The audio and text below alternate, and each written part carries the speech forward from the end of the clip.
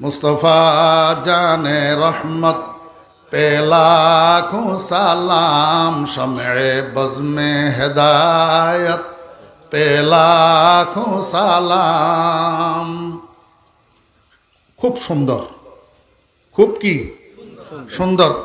আমি আপনাদের সামনে এটা পড়তে পারছি নি, সুন্দর হয়েছে নি? তাহলে আমরাও তো পারি, আমরাও পারি।